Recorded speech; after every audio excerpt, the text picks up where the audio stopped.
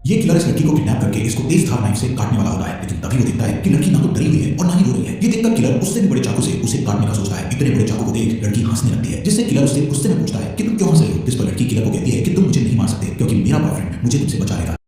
इस लड़की का नाम दामिनी है, जो स्टेशन पर अपने बॉयफ्रेंड के आने का इंतजार कर रही है। लेकिन उसी टाइम एक किलर वहां आकर दामिनी के चेहरे पर स्प्रे मारकर उसे बेहोश कर देता है। लेकिन दामिनी के पूरी तरह से बेहोश होने से पहले वो मुस्कुराती है, क्योंकि उसने अपने ब्लाइंड बॉयफ्रेंड को उसी स्टेशन पर आते देख लिया था। लेकिन किलर जब देखता है कि वो बंदा अंधा है, तो वो चुपके से दामिनी को उठाकर वहाँ से ले जाता है, जिससे गौतम को थोड़ा शक होता है और वो दामिनी को आवाज देता है। ऐसे ही थोड़ा इधर उधर ढूंढने पर उसे दामिनी की रिंग मिल जाती है, जिससे उसका शक यकीन में बदल जाता है कि उसकी गर्लफ्रेंड दामिनी किसी मुसीबत में है। अब आगे क्या होता है, चलिए जानते हैं दोस्तों। तो कहानी की शुरुआत एक सुनसान जगह से होती है, जहाँ इस कहानी का साइको किलर एक लड़की को बिस्तर पर लिटाकर उसके हाथ पैर बांधकर बिना उससे बात किए उसका सर धड़ से अलग कर देता है। उसके बचे हुए शरीर को ले जाकर एक जगह पर रख देता है। सुबह यह मामला पुलिस तक पहुँचता है। पुलिस एक्शन में आती है और सारी फॉर्मेलिटीज को पूरा कर वहाँ से चली जाती है। इसी शहर में हमारा हीरो गौतम भी रहता है, जो देख नहीं सकता, मगर उसे दामिनी नाम की एक रेडियो जॉकी को सुनना काफी पसंद था और वो अक्सर उसका शो सुनता रहता था। दामिनी को सुनते सुनते गौतम को उससे प्यार हो गया था, लेकिन अभी तक ये सिर्फ वन साइडेड लव था। गौतम को अच्छी तरह से मालूम होता है कि कब किस समय दामिनी कहाँ जाने वाली है और आगे क्या करेगी, इसीलिए वो अपने दोस्त राजनायकम की मदद से उसको फॉलो करता रहता है। इसी दौरान दामिनी को फॉलो करते हुए वो एक शादी में पहुँच जाता है।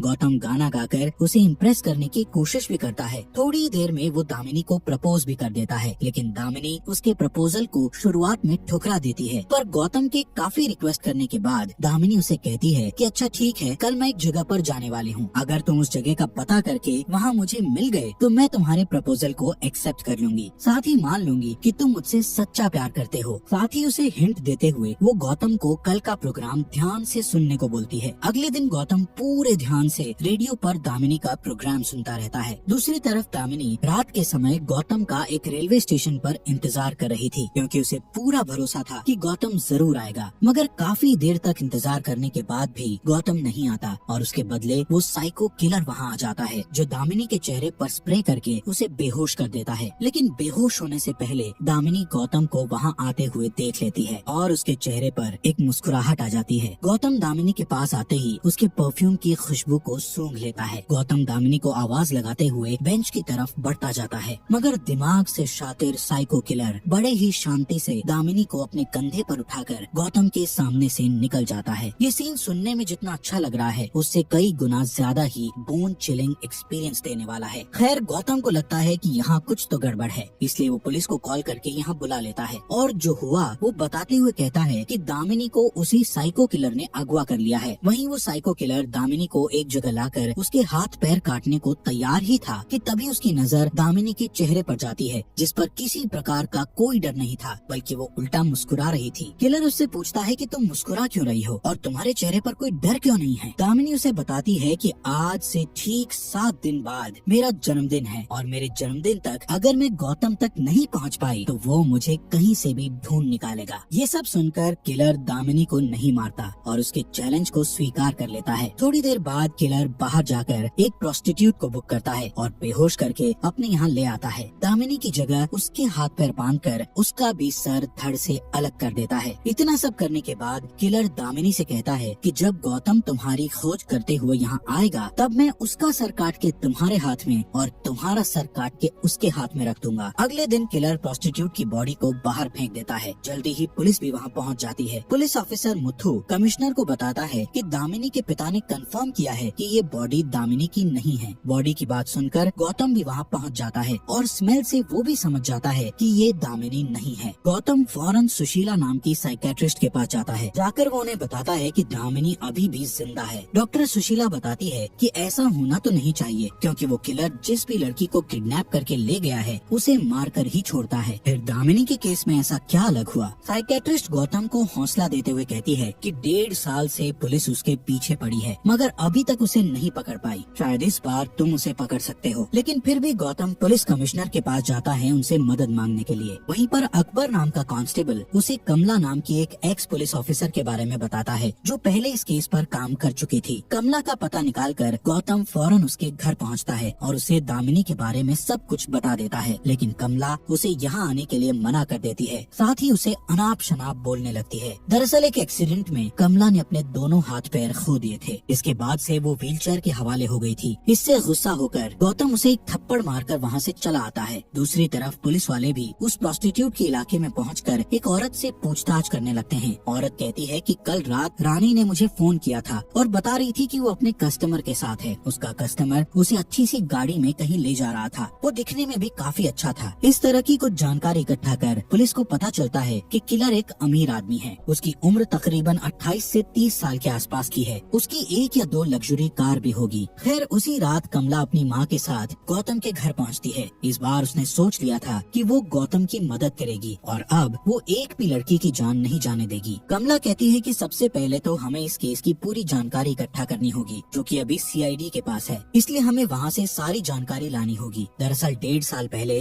वो इस केस पर काम कर चुकी थी। इसी वजह से उसे मालूम था कि सबूत और डिटेल्स कहाँ रखे हैं। कमला की मदद से गौतम सीआईडी के ऑफिस तक पहुँच जाता है। जब गौतम अलमारी खोलने ही वाला होता है तब एक आदमी पीछे से उसे पकड़ लेता है। तभी मुथु अपने घर की चाबी वापस लेने के लिए ऑफिस में आता है। मुथु को थोड़ा शक होता है पर वहाँ कोई नहीं था। मुथु के जाने के बाद हमको पता चलता है कि ऑफिस में दूसरा इंसान अकबर था और उसने ही उसको छुपा दिया था। कांस्टेबल अकबर गौतम की मदद करते हुए सभी डिटेल्ड पेपर्स की जेरोक्स कॉपी उसे दे देता है। खैर डिटेल्स को घर ले जाकर जब कमला उसको स्टडी करती है तो उसे पता चलता है कि अब कुल मिलाकर 14 लड़कियां गायब हुई हैं। उनमें से 4 तो प्रोस्टिट्यूट हैं और बाकी सभी लड़कियां अपनी फील्ड में काफी सक्सेसफुल थी। इसी तरह जो लड़की किडनैप हुई वो दिन दहाड़े रोड से गायब हो गई। गौतम पुलिस की टीम के साथ सभी विक्टिम्स के घर जाकर किडनैपिंग के बारे में पूछता है। सभी का कहना था कि घर लौटते वक्त रास्ते से उनकी बच्ची गायब हो गई थी। ये सारी बातें सुनकर गौतम हर जगह पर जाता है जहाँ इन लड़कियों को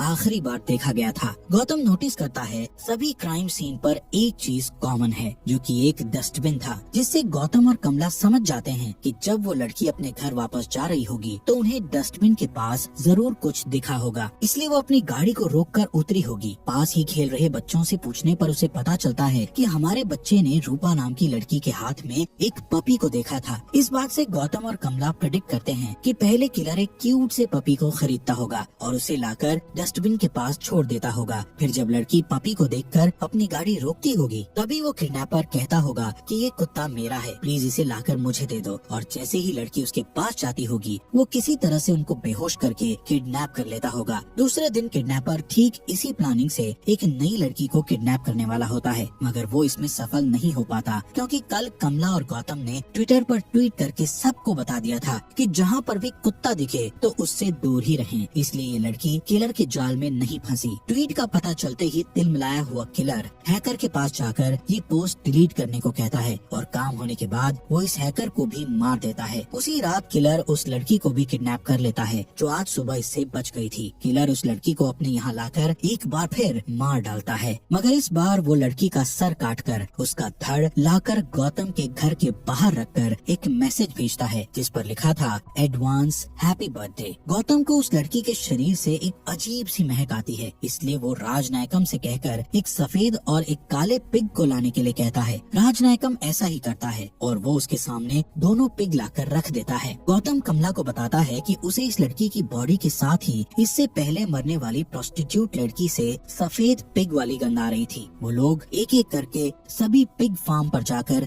खोजबीन करने लगते हैं, मगर कोई भी पिग फार्म में उनको ऐसा यंग मालिक दिखाई नहीं देता जो किलर के हुलिये के साथ मैच होता हो। इसी दौरान मुथु को ये बात पता चल जाती है कि गौतम और उसकी टीम पिग फार्म जाकर पूछताछ कर रहे हैं क्योंकि मुथु ने एक आदमी को गौतम के पीछे लगा रखा था। मुथु ऐसे ही एक पिग फार्म पर जाता है और इत्तेफाक से एक फार्म का मालिक वही किलर होता है जिसे ये अभी तक खोज रहे थे। पुलिस को अपने यहाँ देख किलर घबरा जाता है और पुलिस वाले को इंजेक्शन लगाकर बेहोश कर देता है। इसके बाद हम पुलिस वाले को उसके कमरे में बंद देखते हैं जिसमें किलर अपने सभी कारनामों को अंजाम दिया करता था। जब वो किलर वहाँ पर नहीं होता दामिनी उसको होश में लाकर उसे यहाँ से भागने को कहती है, लेकिन मुथु कहता है कि मुझसे नहीं हो पाएगा। थोड़ी देर में वो साइको किलर मुथु के पास आकर उसे भी मार डालता है। इसी तरह सभी पिग फार्म की जांच करने पर गौतम और उसकी टीम के हाथ कोई सबूत नहीं लगता, लेकिन कमला को पूरा भरोसा था कि किलर इन्हीं में से किसी एक पिग फार्म में मौजूद होगा। नतीजे ना मिलने पर बेचारा गौतम काफी दुखी होता है और फैसला करता है कि आज रात वो घर पर अकेला रहेगा। थोड़ी देर बाद साइको किलर की गाड़ी वहाँ आ जाती है। गौतम समझ जाता है कि ये किलर की गाड़ी है, इसलिए वो जानबूझकर अपने घर से बाहर निकलकर अपने हाथ में एक कैक्टस का पौधा लेकर गाड़ी के पास जाता है। वहीं दूर खड़ा राजनायकम अपनी गाड़ी से किलर की गाड़ी को फॉलो करने लगता है। दोनों के बीच में एक काफी लंबी चेज होती है। दुर्भाग्य से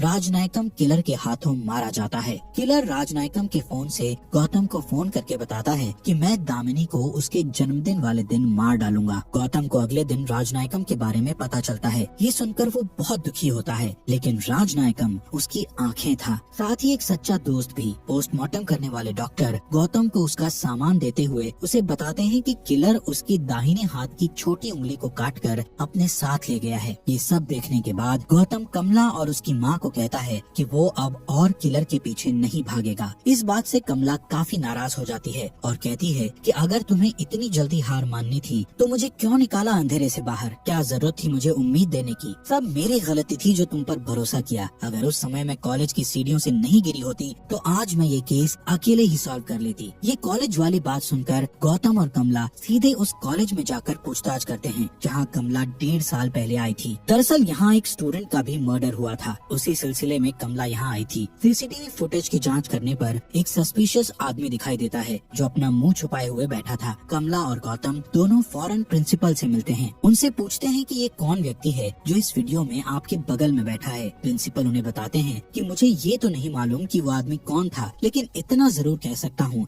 कि वो एक लेफ्ट हैंडेड था, क्योंकि उसने मेरे यहाँ पॉपकॉर्न भी बाएं हाथ से लिया था। साथ ही पूरे फंक्शन के दौरान उसका दायां हाथ उसकी पॉकेट में ही था। ये सब जानकर गौतम के दिमाग में एक बात अचानक से स्ट्राइक करती है और वो फौरन ही जाकर राजनायकम के सामान की जांच करता है। इससे उसे क्लियर हो जाता है कि किलर की दाहिने हाथ में छोटी उंगली नहीं है। दरअसल ये सुराग था जो गौतम का दोस्त उसके लिए छोड़ कर गया था। जब किलर गौतम के घर आया था तभी गौतम ने उसकी गाड़ी का माप ले लिया था। इसी की मदद से वो अलग अलग कार बनाने वाली कंपनियों में पूछताछ करता है और आखिरकार उन्हें सफलता मिल जाती है। एक कार कंपनी वाला बताता है कि ठीक आपके बताए अनुसार अंगुलीमाल नाम का एक आदमी है जिसके नाम एक होटल है और एक पिग फार्म भी है। किलर का पता कर कमला और गौतम उसी पिग फार्म पर जाते हैं, मगर वहाँ उन्हें पता चलता है कि अंगुलीमाल अभी बाहर गया है। इसी मौके का फायदा उठाकर गौतम उसके ऑफिस की छानबीन करने लगता है। इसी खोज पड़ताल में गौतम को एक मैप मिलता है जो लाकर वो कमला को दिखाता है। यहाँ से सीन शिफ्ट होता है और हम एक बार फिर दामिनी को देखते हैं इस बंद कोठरी में। दामिनी को एक औरत दिखती है जो कई सालों से यहाँ कैद है। दामिनी के पूछने पर वो बताती है कि मेरा नाम रेचल है। रेचल अंगुलीमाल की टीचर थी। अंगुलीमाल एक अनाथालय में बड़ा हुआ था। बचपन में रेचल ने किलर को सजा दी थी, उसी का बदला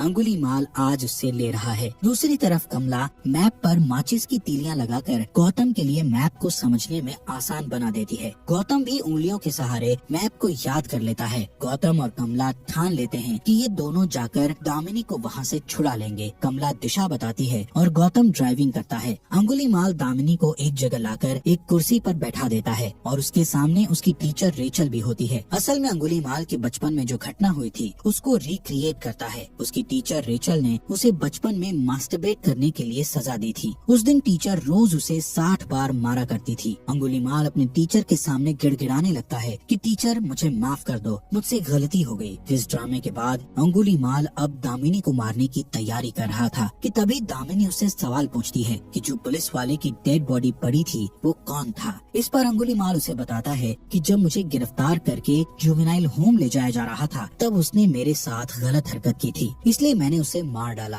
गौतम और कमला भी उस जगह तक पहुंच ही जाते हैं। उनके अंदर जाते ही फैक्ट्री के अंदर लगे अलार्म बजना शुरू कर देते हैं। ये जानकर अंगुलीमाल जब गौतम को मारने ही वाला होता है तभी इलाके में पावर कट होती है। असल में कमला की माँ ने इस इलाके की लाइट को काट दिया था। अंधेरे में अंगुलीमाल गौतम को ढूंढने लगता है। अंगुलीमाल गौतम को बुलाते हुए कहता है कि मैं हार गया और तुम जीत गए, या तो मैं तुम्हें मारूंगा या तुम मुझे मार दो। तभी गौतम सामने आता है और अंगुलीमाल उसके पेट में छुरा मारकर उसे घायल कर देता है। गौतम भी बिजली का झटका देकर अंगुलीमाल को बेहोश कर देता है। बेहोश होते ही गौतम उसके हाथ जंजीर जंजीरों से बांध देता है। उसके बाद गौतम दामिनी को ढूंढकर उसके हाथ पैर खोल देता है और जब ये दोनों यहाँ से भाग रहे होते हैं तब अंगुलीमाल जोर जोर से चिल्लाता है कि टीचर प्लीज मुझे अकेला छोड़कर मत जाओ, मैं अकेला नहीं रहना चाहता हूँ। ये सब सुन दामिनी चाबी लेकर उसकी तरफ फेंक देती है। जब अंगुलीमाल चाबी लेने के लिए आगे बढ़ता है तो उसकी टीचर रेचल चाबी को उठाकर निगल लेती है। अंगुलीमाल उसके पास जाकर उसका पेट फाड़कर खुद को जंजीरों से आजाद कर लेता है। जब तक वो भागकर बाहर आता तब तक दामिनी, गौतम और कमला वहाँ से जा चुके थे। दूसरे दिन पुलिस दामिनी को प्रेस के सामने बैठा देती है। दामिनी से पूछने पर वो अपना बयान देती है कि मुझे उस व्यक्ति में कोई साइको किलर नहीं दिखा, बल्कि मुझे तो एक छोटा बच्चा दिखा जिसे सब ने अकेला छोड़ दिया था और उसके अकेलेपन का फायदा उठाया गया। अगर मैं ही उसकी माँ या बहन होती तो शायद उसे इतना प्यार मिलता कि वो कभी साइको किलर नहीं बनता। इस तरह से वो अपनी सिंपैथी शो करती है। ये इंटरव्यू अंगुलीमाल भी देख रहा था। वो समझ जाता है कि अब जाकर किसी ने उसे समझा है, किसी ने मुझे प्यार की नजरों से देखा। अपनी गलती और हार मानकर अंगुलीमाल एक पहाड़ से कूदकर अपनी जान दे देता है। इसी के साथ आज की फिल्म का यही अंत होता है। बात करें अगर फिल्म की तो हमेशा से पैटर्न देखा जाता है कि जबरदस्त फिल्म या कहानी में राइटर या डायरेक्टर जिसे बुरा बताना होता है उसे बुरा ही बताते हैं, लेकिन शायद उसके साथ ये बताना भी बहुत जरूरी है कि आज वो ऐसा है तो क्यों है। हम अंगुलीमाल को ही देखेंगे तो क्या आप कभी उस व्यक्ति, समाज या लोगों को माफ कर पाते जिसने आपके साथ गलत किया है? एक टीचर का काम सिखाना होता है, लेकिन एक गलती की सजा